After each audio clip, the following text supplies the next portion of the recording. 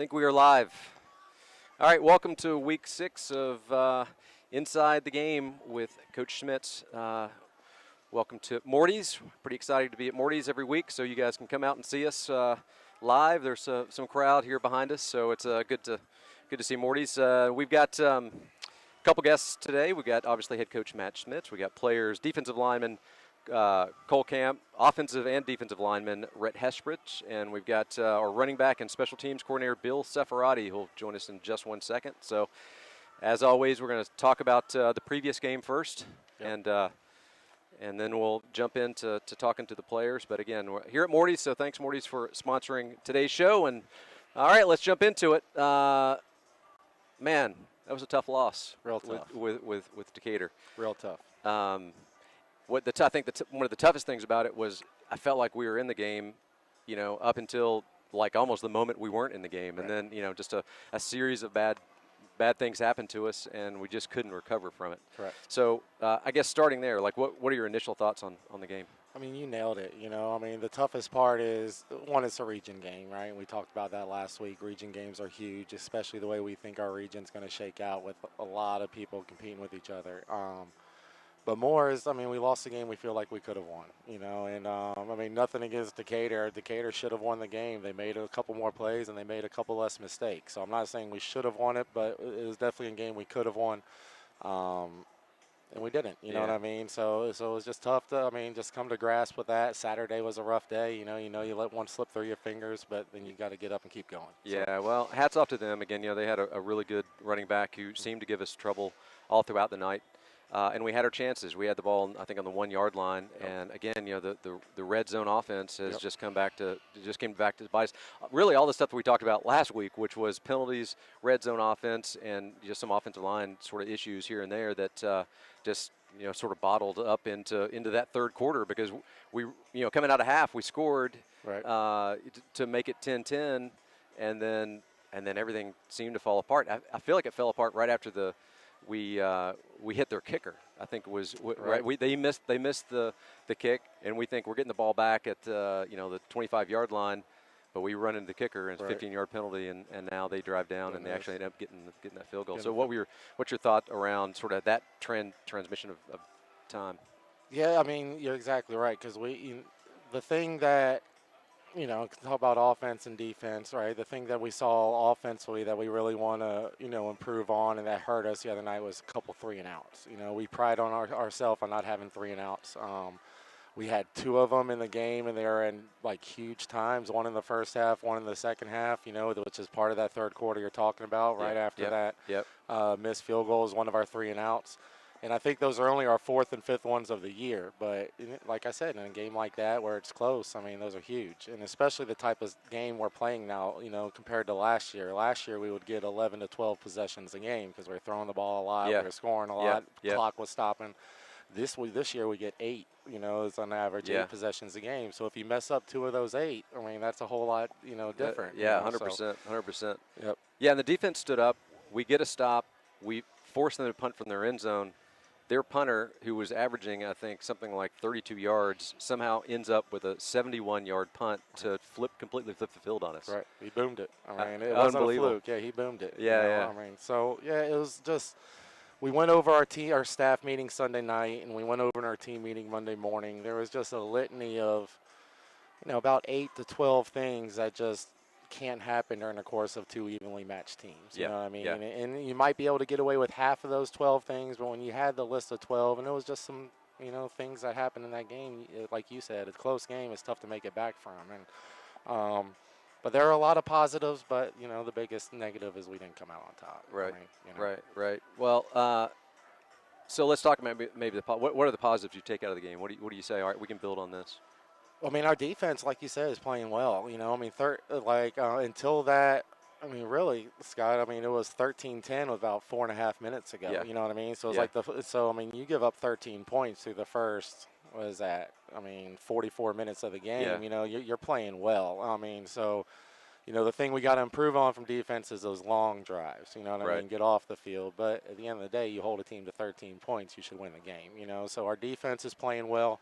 We might have had our worst tackling night of the year, but it was also because, like you said, we're going against a good back. So, I mean, that's, back was shifty. right. You So know, that he had the hole happens. quick I mean, and redirected. Yeah, he so was. that's going to happen. Just like, I think teams have a bad tackling night against our backs. You know what I mean? Right. So that's what happened. But offensively, we executed the game plan. I mean, we moved the ball well, average, per plays and all those, statistics we do all look well. But as you said, the big one is you have the ball second and goal on the one, and you end up not getting any points, right? Yep. We had the bad play, and then we missed the field goal too. Yep. I mean, yeah, that was huge. And from where I sat, it looked like it was good. There have been a couple of field goals that look like they're good. I don't have the best angle on them, but guess we'll trust the refs. And and never to blame a loss on the refs, but I mean, sometimes I just wonder what they see. There were a couple blatant holding calls that I just, our defensive players putting their hands in the air like, I can't even, even move, and just nothing gets called. I don't ever really blame the refs, but sometimes you just have to question some of that. We try to stay away from that as coaches too, and tell our players there's nothing we can do about it. But I mean, there were some things Friday night, and a call that they did make, was almost more frustrating than some of the calls they missed, which. Yeah, illegal man downfield. That I don't understand that one. I don't know. That one. Yeah. Like I said, the coaches know, the players know. I stay away, from blaming the refs, but that was a call that I did not agree with. You just got to wonder. Yeah, so tough. So that drops Dunwoody to 3-3 on the season, but still 2-1 in the region. Tied for second with a couple other teams, Decatur being one of them, and Shiloh. So obviously, that's I think the last game of the season we will face Shiloh, and then Woodward sits at 3-0. So really still in the mix, in the region. There's nothing to take away from that. It's still 100%. Still upside 100%. in terms of that. So tough loss, but just got to move ahead and keep your head up. And I think that's what a couple people on the on the live stream had said was just keep your head up and keep fighting. So I don't know that anybody thought we were going to be undefeated this season. So it is what it is, and we'll move from there. So big game coming up against Arabia Mountain, which in Arabia Mountain, when we'll talk about it in just a second. I mean, now these are regional. Every one of these games. I mean, every game you can almost look as a playoff game. You just got to win. Really try to win every one of these coming up. So, all right, well, good stuff. I will transition now to talk to a couple of our players. Again, we've got defensive lineman Cole Camp and defensive lineman Rhett Hesprich. I think Rhett never leaves the field for the most. He was saying before we started that he could probably kick too. So you may want to think about he's got offensive. Yeah, maybe start kicking. So just we'll see. Put some heat on Christian. Give him some competition. Yeah, give him some competition. All right, so let's start with you, Cole. Let's defensive line. What's sort of your physical and mental attitude about playing? How long have you been playing defensive line? Number one. I've been playing it for 2 years now. They grabbed me beginning of junior year for it, so I love it. It's a lot more fun than tight end. No offense, coach. None taken. So you were playing tight end before that? Yeah, now I was on the offense before, and then they saw I was doing pretty fast and good in the weight room, so they switched me to D-line, and it's a blast. What do you love about defensive line? What is it? You like hitting people? I love hitting people. A great stress reliever for 2 hours a day. You get to hit a bunch of fat people. And then, it's super physical, super fun, 6 seconds, 100% for all of it, and then you get to rest a little bit. I love it. Yeah, you love it. Growing up, did you play junior Wildcats or Murphy Candler? What's your background? Any football until 9th grade. I played basketball and soccer, and then I got into weightlifting in 8th grade for our basketball season, and I figured out football got free access to the weight room, so you could go early. So I started doing that, and it was pretty fun. So you've been hitting the weights pretty hard? Yeah. Yeah, you're a big kid. You enjoying the weight room. That's good. So looking at this season, what are some of the big moments that you think back? Oh, man, that was a great moment. Or not just this season, previous seasons too. Well, previous seasons I was more on the outside, so I played tackle halfway through the season. They switched me to tackle. I was playing more interior, but we had a 3-man front last year for a good bit of it. So I was just kind of running down the field trying to get to the QB. Got 5 sacks last season, so I was used to doing that. And they moved me into the interior, and you don't get there as much, but you get a lot more tackles on the running back, a lot more fun stuff like shading people. But I like the inside a lot more. You do? Yeah. What are some of the things that happen on the – see, as a fan, you can't really see what happens on the inside of those piles. On the Can you give us some stories on that? I mean, it's definitely you got to keep moving your feet, but some stories about it. I mean, like my favorite part about it is it's really fun. Like everyone's kind of like, besides playing like skill positions, are kind of jerks to each other in a way to say it. But like linemen, like it's a lot more like fun. You know, like, we'll be talking a little bit half the time, and then we'll just go hit each other 100% straight on. But it's like I'll talk to them every once in a while. Like sometimes. Yeah. Ever seen the movie 300? Yeah. Oh yeah. Yeah. So we had you know, so we had a bad I think it was a pick or something last game, and we were on the 15-yard line of our own. And I'm like, you guys ever seen the movie 300? You're not getting past us, and we stopped, and so it went pretty well. Oh, that's awesome. They didn't. Yeah, that's awesome. So yeah, you're bringing in some movie references. That's always. So you're a senior, Yes, right? sir. What are your plans after your senior year? So I'm planning on going to Auburn. Hopefully, I'm gonna Alright. try and get a architectural and like a minor in business, so something like that. But my parents are architects. Okay. But after the season, I'm just gonna start applying to colleges. Yeah. Get more time to lift weights. That'll be more fun. Well, we'll get some fans coming through. War Eagle #1. That's awesome to hear. It's a great school. Think you'll enjoy it. Hopefully their football team improves over time. But Yeah, it's not looking great. so, couple fan questions for you. Here we go. You're a big guy, like to work out. What's your favorite meal at Morty's? Do you eat here much? You got to have a favorite. I had like 3 pounds of brisket here one time. I bet one of my buddies I could do it for like $50. I bet Jake I could beat like 2.5 pounds of brisket. Yeah. I did not win that bet. Did not win it. It was close. I had like maybe half a pound. Yeah. You almost ate 2. You ate 1.5 pounds of brisket here. Yeah. All right. That's I can eat a pretty good bit. It's surprising. all right. You may be answering a couple of these other questions. If you weren't playing football, what other sport would you want to play? You mentioned basketball a minute ago. No, to be fair, I mentioned it. I'm horrible at basketball, but I would love to play some wrestling, some lacrosse, something still physical, but like. Do you play lacrosse as well? No, I don't have the athletic ability to do that. No. All right. And then I think you're answering this. Who do you think is the funniest guy on the team? It's either Christian or Cameron, I think, in my opinion. I love Christian. Yeah. All right. You may be up for the running. You're pretty entertaining. Oh, thank you. I think so. I'm kind of just winning. All right. And so you're a senior. What about leadership? What kind of leadership do you show to the guys on the team? Well, I try and make it like pretty obvious for D-line. I'm like, hey, I don't really care if you're a freshman or anything. I just want you to smack the guy. Doesn't have to be perfect either. You can just run straight into him, but I try and make everyone like more physical. Yeah. I loved going against. I played nose a little bit this year. I love to be in the inside because I know it's a double team every time. But if you hit the guy really hard, who's right in front of you, you'll win half the time. Excellent. Well, good stuff. We'll definitely encourage all the junior Wildcats. They always obviously look up to you guys, and the JV. And JV I guess played last. They wrapped up last night. All right, they wrapped up last night. So, all right, well, good stuff. Let me transition here to Rhett Hesprich. Rhett has been playing, I think, since 2015 on the Wildcats. I think like you've been around you've stretched the limits of playing. You've been starting since you were a freshman? Yes, sir. So talk a little bit about that transition. You kind of came up and then you were, it's hard to play as a freshman in high school, certainly at this level. Yeah, well, I was pretty good in 8th grade. Coach Nash, he would always come to the game to watch me. And I just came up, and they told me they needed me to D-line, and I was like, okay. And I thought I'd be a second string, and first scrimmage in the fall, they had me starting, and I didn't really know what to expect, going from playing against 14-year-olds to grown men, 18-year-olds. It was a pretty hard transition, but I would just say the experience, having 4 years of experience, I've really seen just about everything. I don't know. I know what to expect at this point. Did you start on the defensive side of the ball and then transition to offense, or how'd that work? Well, freshman, sophomore year, I really only played defense. I played offensive line on JV freshman years because they needed me. Okay. It wasn't until junior year that they started kind of giving me offensive reps. I didn't really play any offense junior year, but I knew all the plays in case they needed me. And then it wasn't until senior year they were like, all right, time for you to get over here. What are the challenges? I mean, because, again, you don't leave the field very often. What are the challenges of playing that many snaps in a game? I would definitely say it's tiring.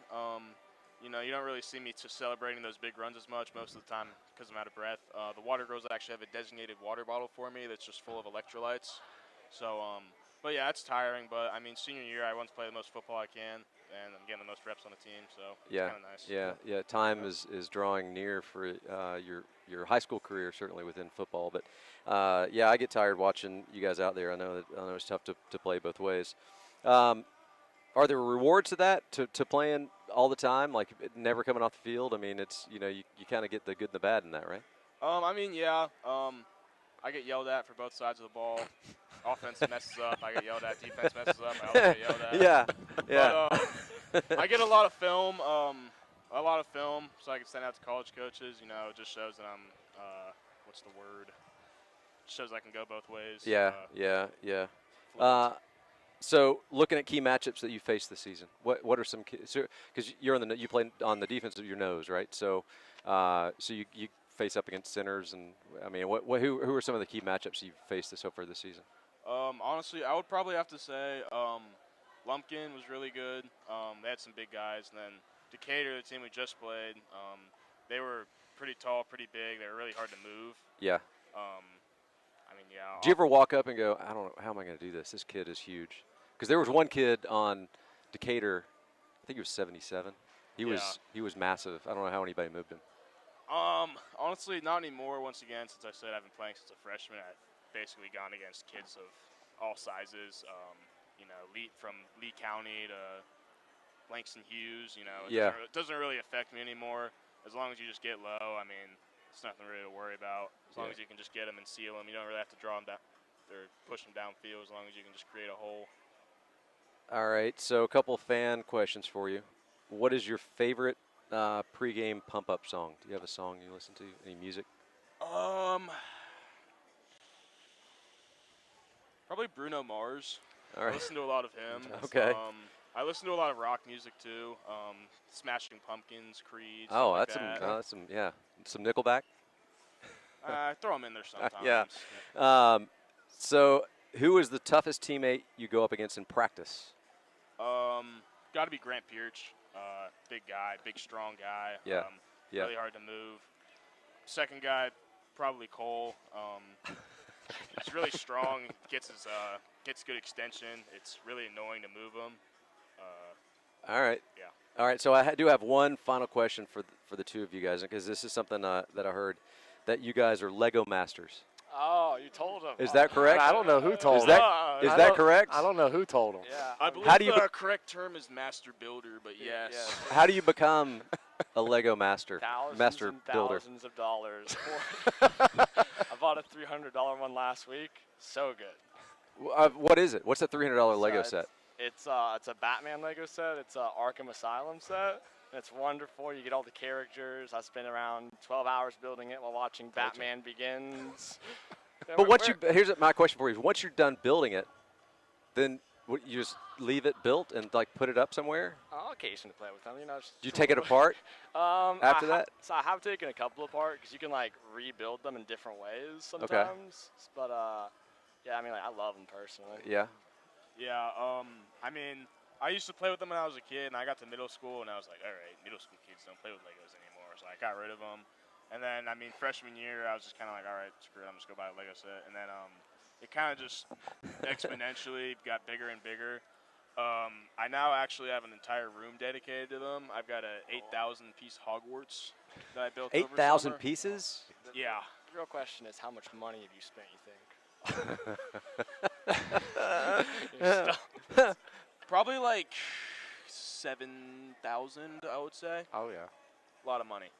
I got to see this room. You got to take a picture of the room and send it. They do appreciate and value, though. So yeah, if you have all the pieces, though, if you lose a piece, it's not the pieces. Surprisingly, it's like the little characters inside.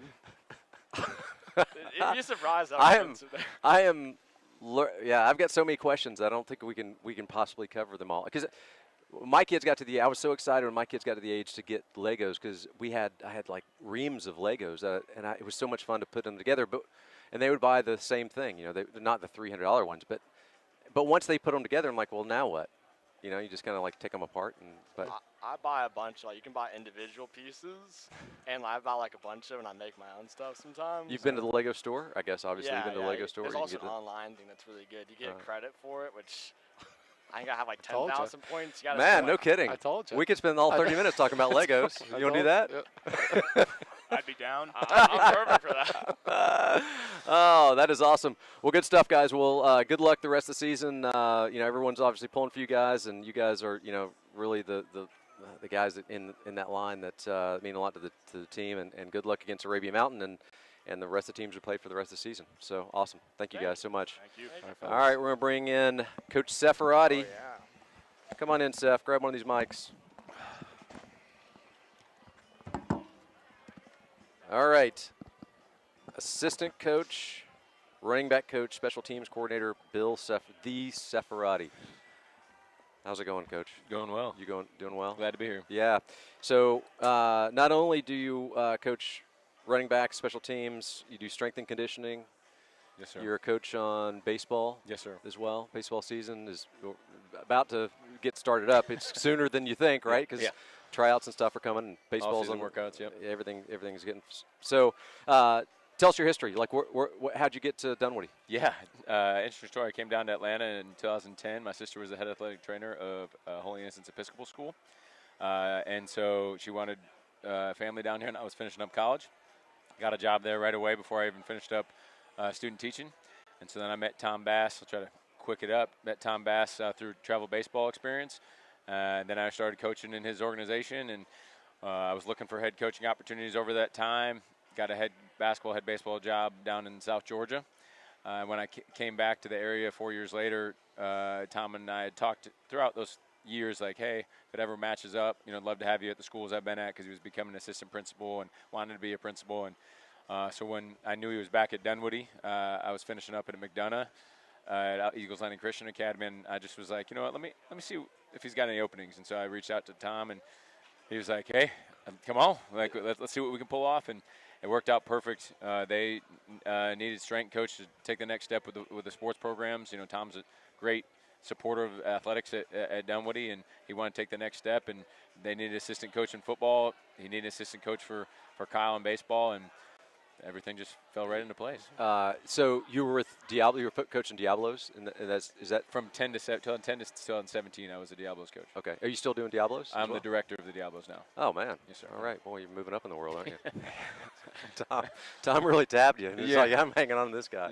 Yeah. So you've got a lot of responsibilities. You've got beyond Diablos, you running backs coach, strength and conditioning, special teams.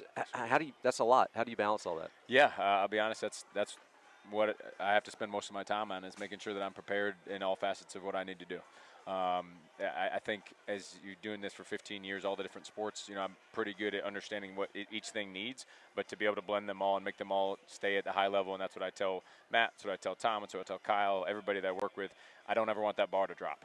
And so that's really what I spend the most time on, is making sure my time management is where it needs to be, making sure I'm putting the kids first, you know, whatever sport it is, weight training, you know, making sure that that's my first focus, is not myself, not anybody else, but let's make sure that we're putting the kids first when we're making decisions, especially when it comes to my time and how to manage it to help the program and help the school. What are some of the key contributions you've seen from some of the players this year? Yeah.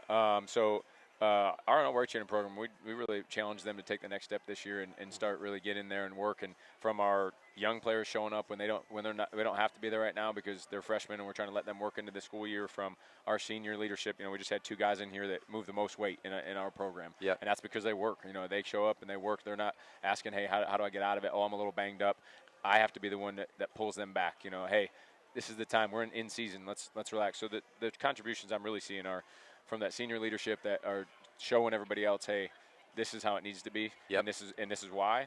And then from our younger underclassmen saying, okay, I'm getting on board, and I'm going to throw a lot of weight around. So It's such a big thing of emphasis now, strength, and it wasn't always like that at Dunwoody, where a lot of kids, and I'll even talk about my own son who's a senior in college now.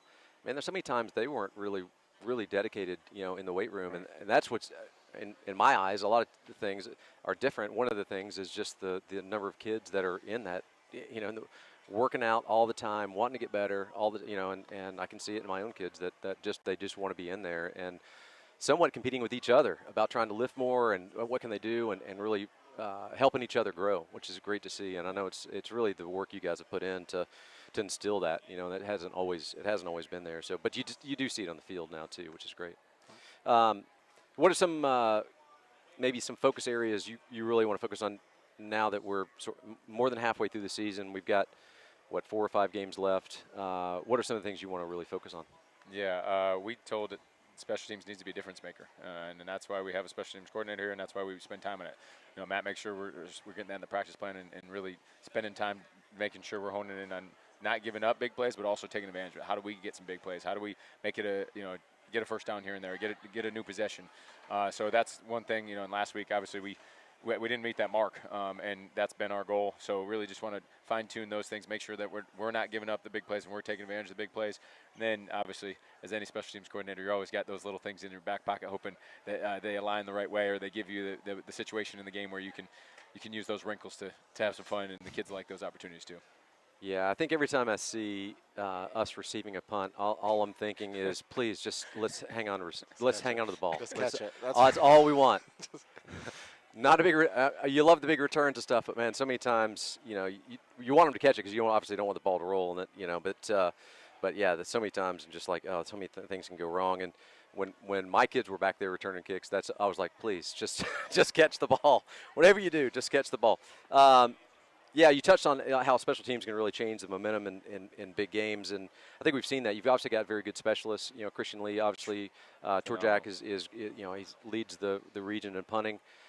It's great to have those skill players, right? That can do that sort of. Yeah, we got 2 guys that are really seniors and impressive when it comes to their skill set, right? They spend a lot of time every day at practice. I'll give them a lot of props for. I mean, a lot of kids are like, man, I got to come to practice every day for 2 hours and kick, and they hone their craft, they work on it. They're dedicated and they're excited about their opportunities. Obviously, Christian's a phenomenal talent. They talked about it at the Dome when announcers were talking about it. I mean, kicking it through the back of the end zone and his leg power. I mean, it's impressive. It's a lot easier to call kickoff. Yeah. Oh yeah. Oh yeah. Yeah. Well, we were talking about it last week. It's great, but the one time he doesn't kick it, out of the end zone, or we have a penalty, so he can't, Yep. It's keep your lanes because we don't cover kicks that often. Right. So you're like, all right, well, it's great, but at the same time, you're like, make sure you keep your lanes. And then Jude's done a phenomenal job. I mean, he's pinned people inside the 20. I think last week was the first time he didn't, out of any of those situational punts, that we didn't pin him inside the 10-yard line. I mean, he's been really good with those situational punts right now, and we've had a couple situations where he turned the field over. So we have an uncharacteristic this weekend of a missed kick and a missed punt. I mean, that's just not them, and we know it. And we told them, hey, just keep going. We're behind you. Yeah, I mean, sometimes you just have to flush it. I mean, there's so many times you're just like, all right, we that's what happened. We got to move on. So, what do you enjoy most about this specific group of players? Maybe these seniors, and you kind of touched on some of them, but what is it about this group that's really impressed you? Yeah, one, I got lucky because Coach said, hey, I'd love you to come over and coach the running backs this year. I coached linebackers the last 2 years, and I got the most talented group. And I'm not trying to talk down to anybody else, but I really do. I mean, from seniors all the way down to freshmen, and we have dudes that can carry the rock. And we're excited about everybody in that group. But obviously, we got the leadership with Cam and Bradley. I mean, they can tote that rock. They've been doing it for years. It's fun to watch them run, and they work hard, and they're strong and fast. They got good vision, they got good feet, and so those guys stand out to me. It's been a lot of fun, transition to coach those guys, as well as, like I said, this group, they've really taken what Coach Schmitz showed up and said, hey, this is what we're going to do. This is the next step, Yeah. And I think our seniors and juniors have really said, okay, I'm going to step up to the task and let's meet that standard. Have you gone out to watch any Junior Wildcats games to see who's coming next? Yeah, so we always, obviously, when they're walking out to practice, I'm always like scanning, like, hey, well, who got it? Yeah. And I always go out, I try to get to at least one every year, show up on a Saturday and watch those guys play and say, hey, these are the next guys coming up. And I lucked out this summer, Coach got all those guys. We've been doing it in the past, but now we kind of ingrained them in what we did in the summer. Yeah. And so I got to spend some time with those guys in the summer in weight training and on the field. So it was cool to make those connections. So we're excited about this group coming up. Yeah, it's always fun, and it just keeps getting better every year. The first group set the bar, and now you see just the numbers and everything else has improved with the Junior Wildcat program. So coming up, all right. So one fan question for you: like, what do you do in your spare time? You don't have a lot of spare time, sounds like, but what do you do? Do you go and watch baseball or something on your spare time? I actually I probably have a problem. I play way too much video games. So with 3 kids and all the time I have, I shouldn't play as much as I do. But yeah, I play. My fun fact: when I showed up to Dunwoody, Coach Schmitz was sitting in the cafeteria, and I'm standing up for everybody, and they make you pick a fun fact, and each new teacher, and then everybody guesses it. And my fun fact was I play 25 hours or more of video games a week. 25 hours? Do you stay up all night or something? Yeah, so obviously now it's less with 3 kids, but I mean, I play from 7:30 once the kids go to bed till about 11 every night, and then I used to play, I'm talking 6+ hours each day on the weekends, but now with kids it's not like that. It's usually just another nighttime excursion, but I'll play during the day too. What's your game of choice? I play it all. You know, I play all the sports games. I play some of the shooting games. I play RPGs. I mean, I'm the kids. I play Rocket League. I dabble in almost all of it. So if I want to get into gaming, yeah, Legos, I'll talk to them. Gaming, I'll talk to you. What is it, PlayStation or Xbox? Xbox is the way to go. My mom told me in middle school, they bought me a PS2, and I said, I want to turn this in for an Xbox when Xbox came out. And she said, well, if you turn this in, we will never buy you a video game or video game system the rest of your life. It was like, 8th grade. I said, that's fine. And so I've been buying my own video games and systems since then. Wow, that's I don't have the hand-eye coordination. I just press all the buttons. You know, I'm the old guy. Just press all the buttons, and it never does what I want it to do. All right, well, awesome. Well, stay with us because we're going to talk a little bit about the game ahead, which is Arabia Mountain.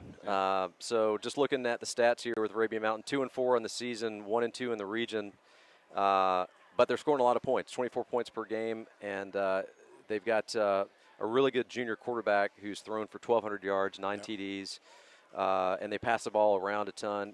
Eight wide receivers have caught 31 attempts per game. He's throwing, so he's throwing the ball a good bit, 240 yards per game.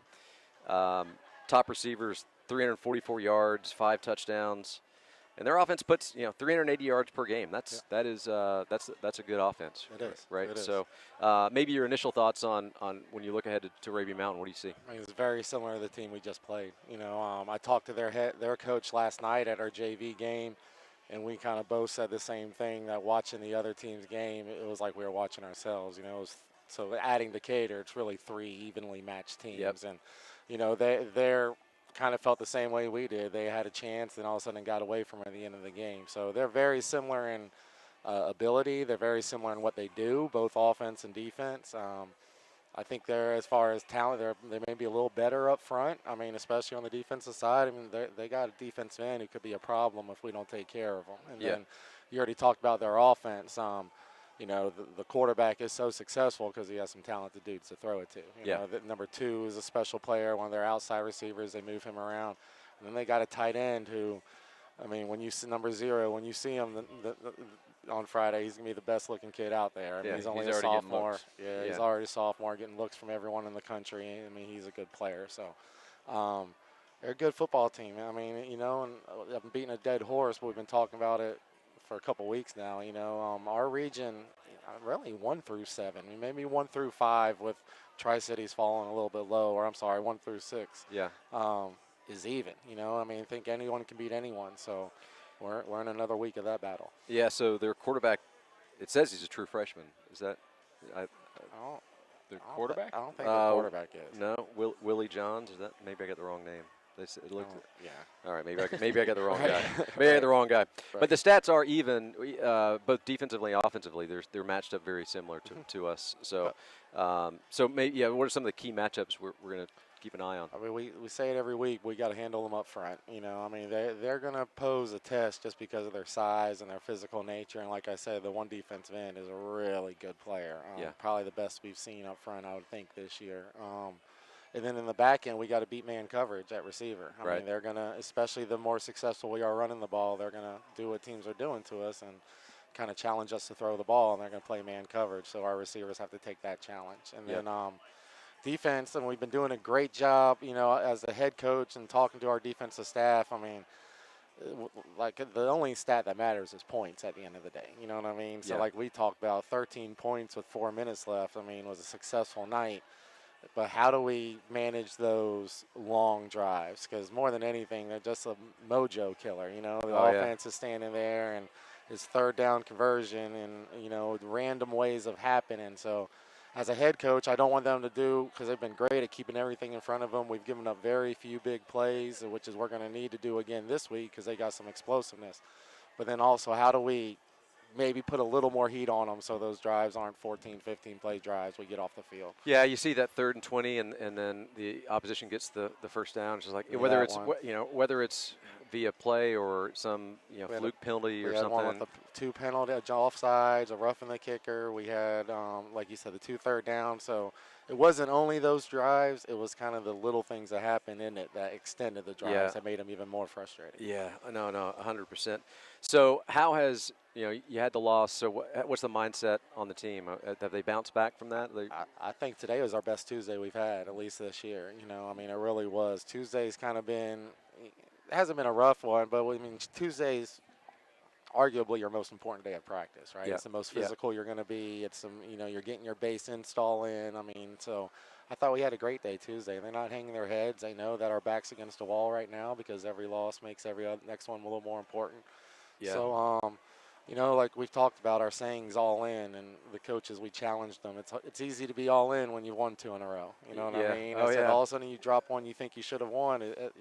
How are we truly all in or are we not? Yeah, and that score wasn't really indicative, I don't think, of the game. Not at all. They scored a late touchdown and sort of make it look worse than it was. I will say the one area I was looking at their special teams. I think we may have them beat on the special team side. Hopefully, if it's a close game, then we can rely on the special teams. All right. So any final thoughts before we wrap this up? No. We're excited. Each week's going to be a battle. We know that. Like he said, and so we've prepped our kids that from the beginning. We need to show up every week and know it's going to be a close game and do the little things. And I expect this group to bounce back, like we said, and do the little things each week and win those close games. We've had those close games at the beginning of the year. We've been battle tested, so it's time to show that this, the last stretch of the season and get where we want to be in the region. Yeah, no gimmies, and I think this is our last road game, right? So after this, I think we're it's technically Chambly's a road game. This is our last one. And this is a long one. It's 30+ miles, and they're never close. I don't think. This one's a rough one. It is going to be a rough one. Yeah. Well, good luck, guys, and everyone's pulling for you. Hopefully, we'll see a lot of folks at the stadium on Friday night at Arabia Mountain. Again, it's Cobb Stadium. Cobb Stadium. But it's out. It's south, right? Isn't it sort of like Stone Mountain, that kind of area? Kind of. I think it's just past Druid Hills if you're looking on a map. You know what I mean? Yeah. It's kind of tucked in there between Decatur, Druid Hills, and Stone Mountain, I think. Yeah. Heck, I'm not. I don't know. All right, Might be completely lying to you. Well, that's all right. All right, well, good stuff. Thanks, everybody, and please come out to Morty's and say hello at some point. And good stuff. We will see you guys on Friday night. Thank y'all.